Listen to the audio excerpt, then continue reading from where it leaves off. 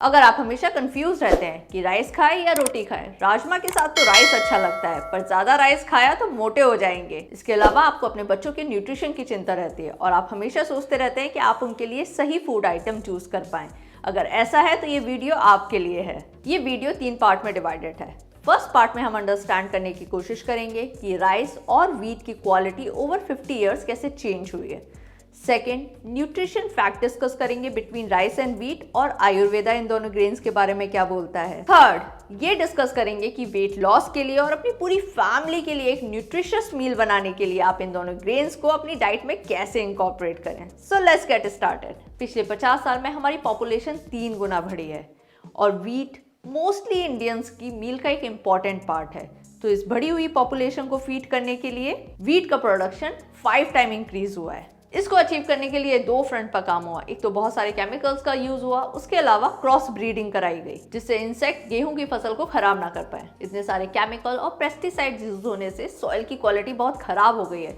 Recently आपने एक campaign के बारे में सुना होगा, save the soil campaign. It's all about this. Link description में, check it out. Coming back to wheat, आज से 50 साल पहले जो आप व्हीट खाते थे और जो व्हीट आज अवेलेबल है वो बहुत डिफरेंट है और इस व्हीट के डाइजेशन को लेकर बहुत सारे इश्यूज हैं। व्हीट में एक प्रोटीन होता है जिसे ग्लूटेन बोलते हैं। आज से कुछ समय पहले ये बोला जाता था कि gluten intolerance is a white man disease और इंडियंस में इसके इश्यूज नहीं होते, बट ये बिल्कुल भी सच नहीं है। आजकल हम बहुत सारे केसेस देखते हैं जो लोग फेस कर रहे हैं with respect to the digestion of wheat. M की एक रिपोर्ट के हिसाब से almost 8 to 9 million Indians are gluten intolerant which is leading to auto immune disorder and celiac disease. ये तो ईजी हो गया ना, अगर व्हीट का कंपोजिशन इतना चेंज हो चुका है तो rice is the obvious choice, right? But it's not true. Let's understand more about rice.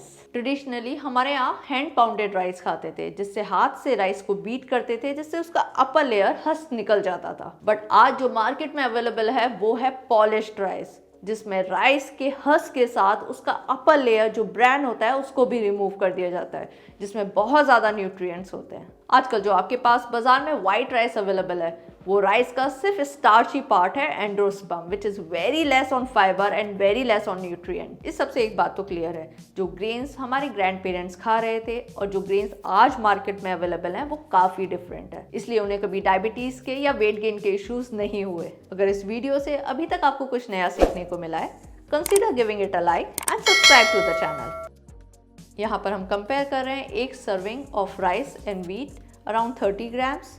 Calories is almost similar, carbs are similar, fibre जैसे हमने ऊपर डिस्कस करा है कि राइस का अपर लेयर निकाल देते हैं, ब्रैन निकाल देते हैं तो उसका फाइबर कंटेंट काफ़ी कम होता है। व्हीट होल ग्रेन है तो उसमें फाइबर कंटेंट ज़्यादा होता है।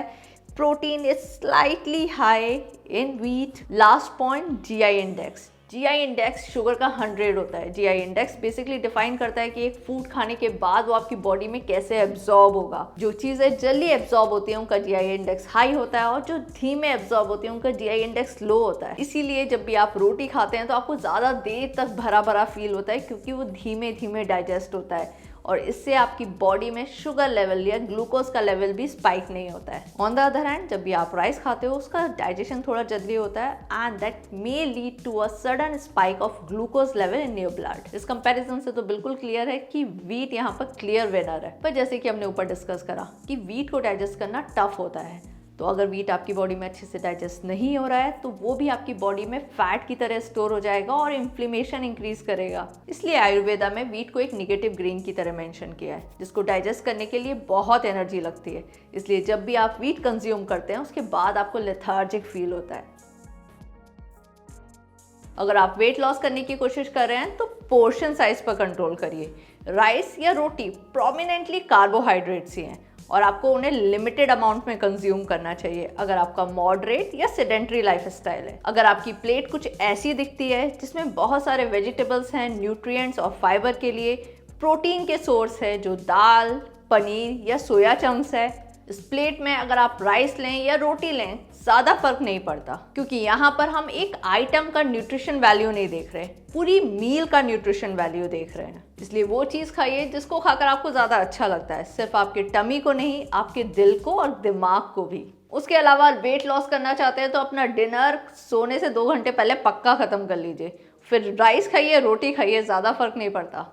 अगर आपको कोई मेडिकल कंडीशन है, डायबिटीज़ है, तो कॉन्स्टेंटली अपना ब्लड शुगर लेवल चेक करिए। देखिए डिफरेंट ग्रेन्स खाने के बाद आपकी बॉडी कैसे रेस्पॉन्ड करती है और अकॉर्डिंगली अपनी मील प्लान करिए। लिसन टू योर बॉडी, ये टर्म आपने बहुत बार सुना होगा, पर इसका मतलब क्या है?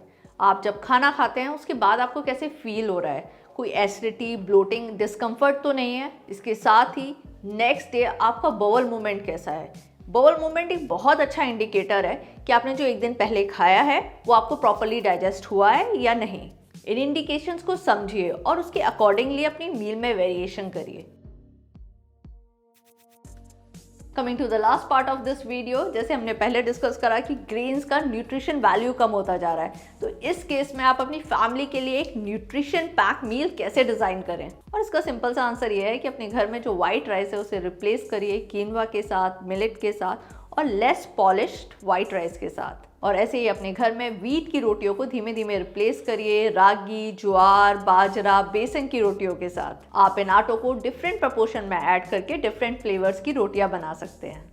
इधर मैं आपको कॉशन करना चाहूँगी कि आप बाजार का मल्टीग्रेन आटा ना यूज़ करें, क्योंकि आप उसमें जानते नहीं कि हो सकता है उसमें 90% व्हीट हो और सिर्फ 10% अदर ग्रेन्स हो। इसलिए अपने घर में ही डिफरेंट फ्लावर्स को मिक्स करके उनकी रोटियां बनाइए। इसके अलावा आप अपनी रोटियों का न्यूट्रिशन कंटेंट बढ़ा सकते हैं उसमें वेजिटेबल ऐड करके, जैसे बीट रूट, कैरेट या ग्रीन लीफी वेजिटेबल्स जैसे बथुआ, पालक, पुदीना एंड सो ऑन। अगर ये वीडियो आपको इन्फॉर्मेटिव लगा है तो हमें कमेंट बॉक्स में कमेंट करके बताइए।